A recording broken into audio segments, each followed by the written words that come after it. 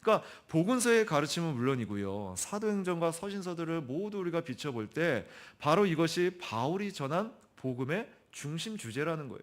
사실 예수님이 전하신 핵심 메시지도 바로 뭐예요? 회개하라, 천국에 가까이 왔느니라. 하나님 나라의 일이었습니다. 즉 천국에 대한 일, 예수 그리스도를 전하는 일이었다는 거예요. 자, 그런데 문제는 이러한 바울의 강론의 결과가 어떠했냐는 거예요. 24절에 보면 그 말을 믿는 사람도 있고 믿지 아니하는 사람도 있다. 그러니까 이 결과는요, 복음의 어떻게 보면 전형적인 결과를 우리에게 보여주고 있다는 거예요. 복음은요, 사실 세상을 둘로 가릅니다. 그러니까 복음이 전해지는 그 자리에는요, 항상 이러한 반응이 나타날 수밖에 없는 거예요. 어딜 가든지요. 그러니까 이게 꼭 믿지 않는 그 무리에게 전하는 것뿐만이 아니라, 그러니까 알곡과 축종의 원리 안에서, 양과 염소의 그 원리 안에서도 우리가 교회 안에 들어와 있어도요, 똑같이 지금 말씀을 듣는 자리에서도 이 복음의 전형적인 결과가 나타난다는 거예요. 말을 듣고요, 복음의 말씀을 듣고 거기에 반응하는 자들의 심령이 있는가 하면요, 그냥 그 말씀을 흘려듣는, 전혀 그냥 그 말씀 앞에 어떤 반응도 없는 그런 상태도 있다라는 거예요. 이게 계속해서 흘러오는 신약에서 흘러오는, 아니 그 이전부터 하나님의 복음이 전해지는 그 자리마다 항상 나타나는 전형적인 결과라는 거예요. 그래서 복음을 받아들이지 않는, 믿지 않는 자들은요, 그냥 무덤덤하게 반응하지 않는 것을 끝나는 게 아니라 그걸 더 어떻게 보면 어떻게 보면 더 메시지가 더 강하게 선포되면 어떻게 하죠? 그들은 바로 대적의 원리로 바뀌어버리죠. 그래서 구약에 우리가 선지자들을 봐도 하나님의 말씀이 그냥 대하는 것뿐인데 왜 그들을 죽입니까? 왜 그들에게 돌을 칩니까? 왜 그들을 화형에 처합니까? 바로 이 복음의 전형적인 결과 때문이라는 거예요. 견딜 수가 없는 것이죠. 그래서 복음은요, 세상을 둘로 가르고요, 믿는 사람과 믿지 않는 사람으로 분명하게 나눈다는 거예요. 중간은 없어요. 중립은 없어요. 어정쩡한 것은 사실 안 받아들이는 거예요. 그래서 조지 스윈록은요, 복음이 부드럽게 하는 것보다 더 부드럽게 하는 것은 없고 복음이 강팍하게 하는 것보다 더 강팍하게 하는 것은 없다라고 말합니다. 그러니까 생각해 보세요.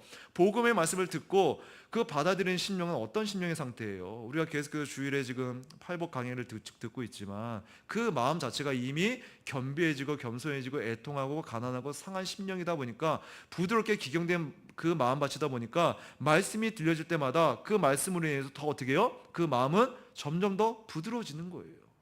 그러니까 그 부드러운 그 마음밭에 말씀이 심겨지면, 그러니까 씨앗 비유가 그거잖아요. 심겨지면 결국 뭘로 맺어져요? 그 말씀에 대한 열매를 맺게 되는 거예요. 이게 자연스러운 이치입니다. 복음에 대한 이치예요.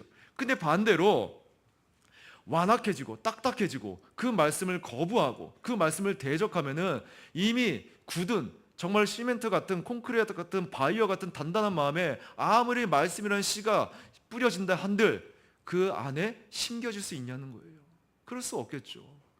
그러다 보면 그 마음의 상태는 뭐예요? 말씀을 듣지 못하다 보니까 하나님 앞에 꺾여지는 일도 없을 것이고요, 회개하는 일도 없을 것이고요, 오히려 무서운 건요, 자기 기만 가운데 자기 의가 더 팽창해져서 더 자라나서 오히려 하나님을 대적하고 하나님 앞에 심판의 결국을 당할 수밖에 없는 처지로 갈 수밖에 없다라는 거예요. 이게 무서운 복음의 전형적인 결과라는 것이죠. 자, 그래서 지금 하나가 되어 바울의 숙소로 찾아온 유대인들은요, 흩어질 때는 어떻게 해요? 하나가 아니죠. 그들은 흩어질 때 서로 맞지 않은 분열을 경험해요. 왜요? 뭐 때문에? 이 복음 때문에. 그래서 예수 그리스도의 복음을 믿는 사람들은요, 결코 이전과 같은 상태, 그 모습으로 돌아갈 수 없다라는 거예요. 그들은요, 그리스도 안에서 새 피조물이 되었기 때문입니다. 그래서 이때 사도 바울은 이사야 6장 9절 10절을 인용하면서 지금 이렇게 일어나고 있는 현상에 대해서 설명합니다. 26절 27절이죠. 일러스되 이 백성에게 가서 말하기를 너희가 듣기는 들어도 도무지 깨닫지 못하며 보기는 보아도 도무지 알지 못하노다. 이 백성들의 마음이 우둔하여져서 그 귀로는 둔하게 듣고 그 눈은 감았으니 이는 눈으로 보고 귀로 듣고 마음으로 깨달아 돌아오면 내가 고쳐줄까 함이라 하였으니. 그러니까 지금 이 인용 구절이 바로 이사야서 6장 9절 10절의 내용이에요. 그러니까 하나님께서 이사야에게 하신 말씀이 뭐예요? 내가 누구를 보내며 누가 우리를 위하여 갈고, 그렇게 하나님께서 말씀하니까 이사야 선지자가 말하죠. 6장 8절에서 내가 여기 있나이다, 나를 보내소서. 그렇게 대답하면서 반응합니다. 즉 네가 보냄을 받아 하나님의 말씀을 내 백성에게 전하겠지만 그들이 뭐 한다고요? 들어도 깨닫지 못하고 보아도 알지 못할 것이다. 그러니까 네 사역은 뭐야? 넌 실패할 거야. 그렇게 이사야 선지자에게 말을 했다는 거예요. 하지만 이 결과가 이사야 선지자의 무능 때문에 일어난 결과인가요? 아니라는 것이죠. 들어도 깨닫지 못하고요, 보아도 알지 못하는 것, 일종의 하나님의 심판의 성격이라는 거예요. 그래서 그들은 하나님께 돌아와 고침을 받지 못합니다. 그들의 완고함 때문에 하나님의 말씀이 그들의 마음을 뚫고 그 마음 중심으로 들어가지 못한다는 거예요. 하나님의 역사가 없으면 들어도 깨닫지 못하고 보아도 알지 못한다는 것입니다. 그러므로 복음은요, 항상 믿는 자에게는 구원의 능력을, 거부하는 자에겐 심판의 근거가 되는 것입니다. 그래서 바울이 지금 아무리 논리적으로 설명하고 권면해도 복음은 그 자체로 심판과 구원의 갈림길을 드러내는 역할을 한다는 거예요. 이에 청교도들은요, 복음을 들을 때 사람들에게 두 가지 반응이 나타나는 것을 이렇게 말합니다. 리처드 시스는 복음은 깨진 심령에겐 꿀이 되나 교만한 자에겐 도끼가 된다. 꿀과 도끼, 확연한 차이죠. 그러니까 어떻게 보면 꿀은 달콤하잖아요. 복된 은혜를 얘기하는, 은혜의 상태를 얘기하는 거예요. 근데 도끼는 뭘 말해요? 심판이라는 거예요. 또한 존 오웨는 복음이 외쳐질 때 성령이 함께 하시면 마음이 깨어지나 성령이 거두시면 오히려 마음은 더 굳어진다. 그러니까 말씀과 성령의 관계에 대해서 복음이 전해질 때 그 두 가지 반응에 대해서 존 오웨는 풀어내요.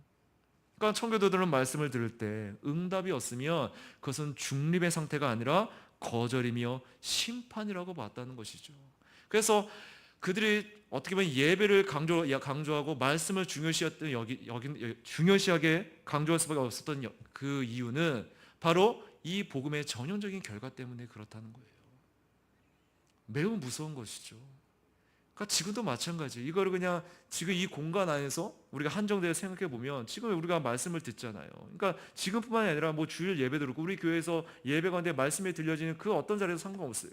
그 말씀이 들려질 때 그 자리는 어떻게 보면 무슨 성격이에요? 지금 이 말씀에 빗대어 보면 바로 두 가지 부류로 가르는 시간인 거예요. 그러니까 하나님의 말씀에 겸비해진 상태에서 성령의 역사 가운데 꿀소리 같이 그 말씀을 받아들이며 더 내 마음이 부드러운 상태로 나가느냐, 아니면 도끼와 같이 하나님의 어떻게 보면 내버려 두시는 심판의 원리 안에서 흘러가느냐.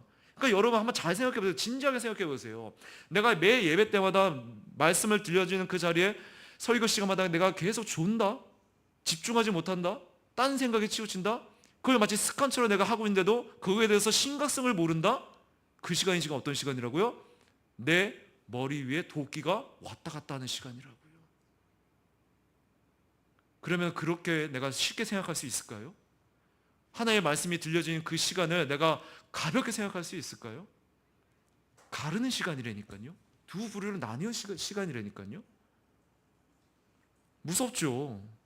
그러니까 복음의 결과가 그렇다는 거예요. 그래서 바울은요, 유대인들의 완악함에 대해서 말한 후에 28절에 보면 유대 민족에게 최종적으로 하나님의 준엄한 유기를 선언하고 있습니다.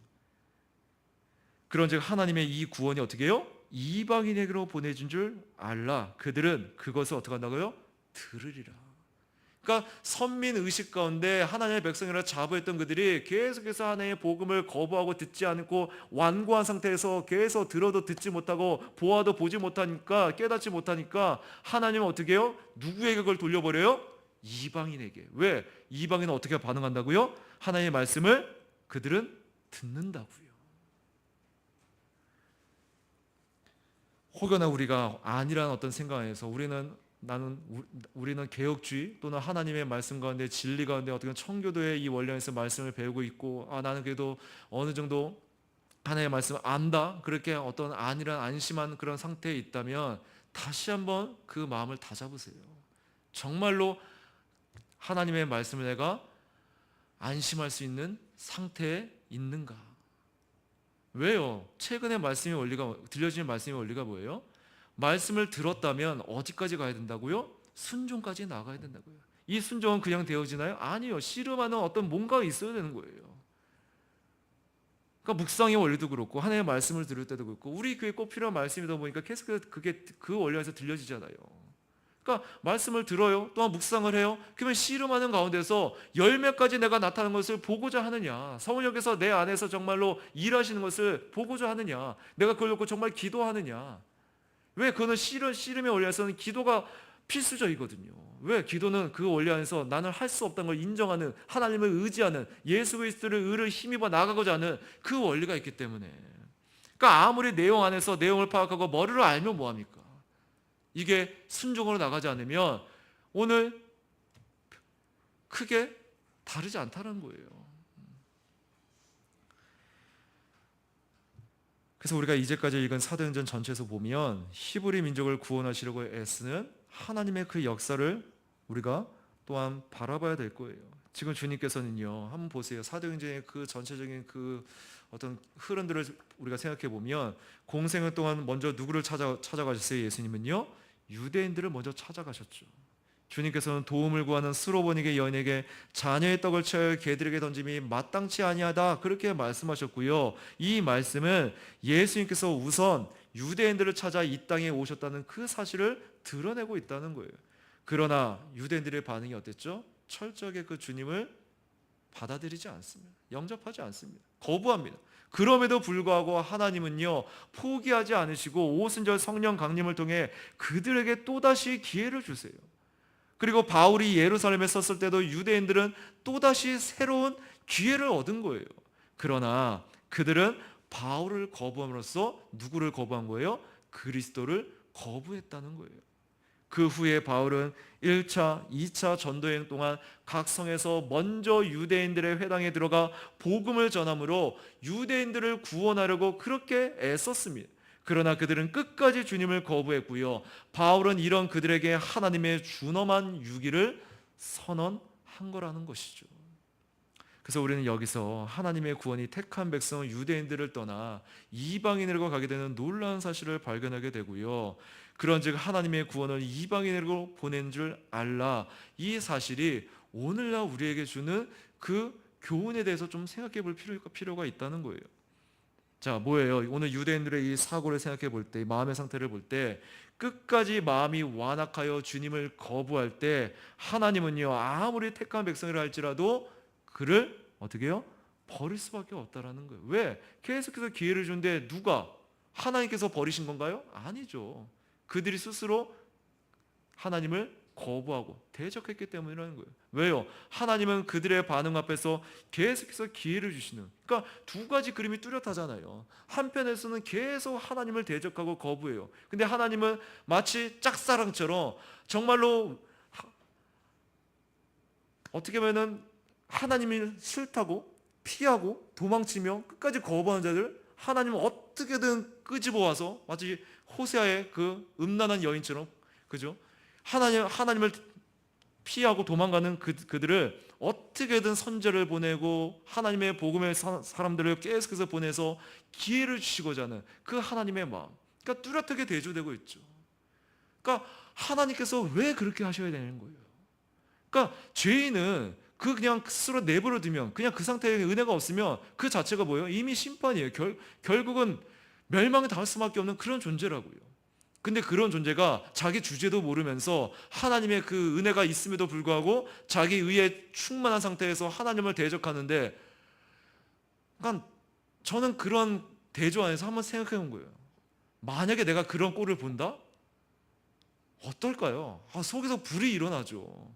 내가 그러면서 또 데려와야 돼? 내가 또 내가 참고 그 사랑과 그 은혜를 또 비춰줘야 돼? 솔직히 저는 못하거든요. 네. 근데 하나님은, 그럴 이유도 없으신 그 하나님은 바로 하나님의 그 백성을 끝까지 포기치 않으시고 하나님 이름을 그 언약에 두셨기 때문에 하나님의 그 약속, 그 신실하신 그 언약을 지키고자 그들에게 계속해서 기회를 주시는 그 마음을 우리가 생각해야 할 것입니다. 그러므로 우리는 유대인들과 같이 하나님의 말씀을 들을 때 진리에 대해 스스로 눈을 감아버려서는 안 되고요. 하나님의 말씀에 순종하기를 싫어해서도 안 될 것입니다. 우리는 하나님의 말씀에 겸손히 마음을 열고 받아들여야 되고요. 하나님의 말씀을 절대적으로 순종하자 씨름하는 것이 있어야 된다는 거예요. 그래서 우리는 유대인들과 같이 스스로 진리에 대해 눈을 감고 순종하기를 싫어하여 완악한 자들이 돼서는 결코 안 될 것이고요. 겸손히 하나님의 진리의 말씀에 마음을 열고 순종하는 자가 되어야 된다는 거예요. 그게 바로 사실 23절부터 28절까지의 그 내용에서 우리가 생각해 볼 교훈이에요. 자, 다시 한번 해서